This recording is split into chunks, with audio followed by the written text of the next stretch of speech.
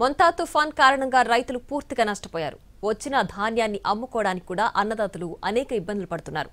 కృష్ణా జిల్లాలో తేమ శాతం ఎక్కువగా ఉందని అధికారులు చెప్పడంతో పాటు ధాన్యం తరలించడానికి వాహనాలు లేక రోజుల తరబడి ఎదురుచూస్తున్నారు. మరో తుఫాన్ వస్తుందన్న ఆందోళనతో రైతులు మరింత భయపడుతున్నారు. ప్రభుత్వం స్పందించి వెంటనే ధాన్యం వేగంగా కొనుగోలు చేయాలని కోరుతున్నారు. ఇదే అంశానికి సంబంధించి మరిన్ని వివరాలు మా ప్రతినిధి శ్రీకాంత్ అందిస్తారు.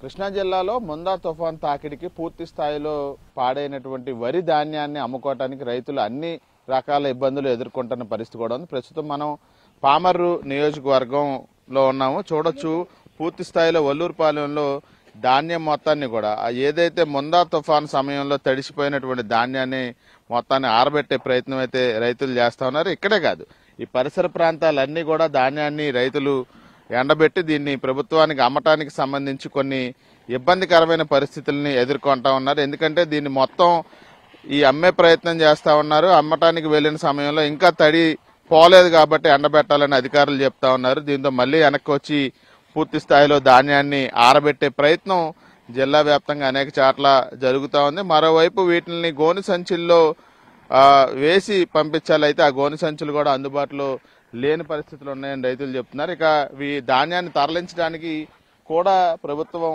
పూర్తి స్థాయిలో వాహనాలను అందుబాటులో ఉంచడం లేదని కూడా రైతులు చెప్తున్నారు. ఒకసారి రైతులతో మాట్లాడే ప్రయత్నం చేద్దాం. మొంతా తుఫాను వల్ల పూర్తి స్థాయిలో నష్టపోయిన పరిస్థితి కూడా వరి పండించిన వాళ్ళకు ఉన్నట్టుగా తెలుస్తోంది. మీరు ఎటువంటి ఇబ్బందులు ప్రస్తుతం పడతా ఉన్నారు? ఇప్పుడు మిషన్ కోస్తుంటే 4 గంటలు పడుతుంది. మిషన్ వచ్చి మిషన్కి ఆ మిషన్ 4 గంటలు అంటే 4,000 రూపాయలు గంటకి 30 బత్తాలు అవుతుంది. ఒడ్డు ఈ అగ్గికి రాలిపోయి వానికి పడిపోయి చేలు 20 బత్తాలు కూడా కావట్లా.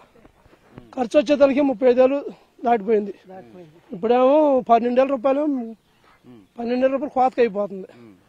మరి వీటిలో వచ్చే 20 బత్తాల్లో కూడా 15 బత్తాలు కౌలు కడితే మాకు అసలు ఏం లేవు. తింటూ గవర్నమెంట్ అది వేద్దానని బట్టి అసలు ఏం వేయలేదు.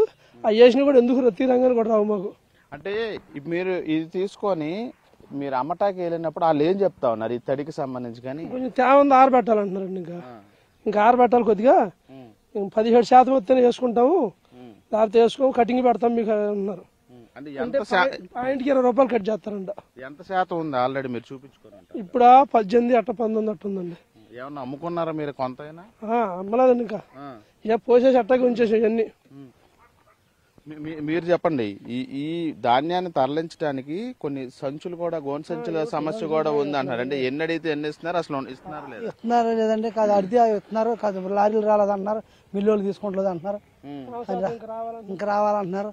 నిమిషాతం అయితే మళ్ళీ కటింగ్ పెడుతున్నారు. అక్కడికి వెళ్ళి లారీ వేసుకెళ్ళినా ఇబ్బంది పెట్టినా లారీ వేసుకెళ్తే మళ్ళీ కటింగ్ అంటున్నారు. అక్కడ వెళ్ళిన కటింగ్ చూసుకున్నారు కానీ మీరు చూసుకున్నారు కానీ ఇక్కడ మళ్ళీ కటింగ్ ఏంటండి? మీరు వచ్చిందని రీడింగ్ తీసుకున్న తర్వాత అక్కడికి వెళ్ళాక మళ్ళీ తగ్గిస్తున్నారు.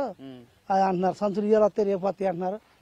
ఇవన్నీ మబ్బులు చేస్తున్నారు. కోసిన వాళ్ళకను మాకను పండించిన సుఖం లేకుండా పోయింది. ఇప్పుడు మీరు వెహికల్స్ కూడా అంటే ఈ తీసుకెళ్తా వాహనాలకు సంబంధించి కూడా ఏమైనా అందుబాటులో ఉన్నాయి? అవి ఉంటలేదండి. వాళ్ళే అది రేపు వస్తాయి ఎల్లుండి వస్తాయి అన్నారు. వీళ్ళు ఎన్ని రోజుల నుండి ఎదురు చూస్తున్నారు? 4 రోజులు మడి చూస్తున్నారు ఎదురు.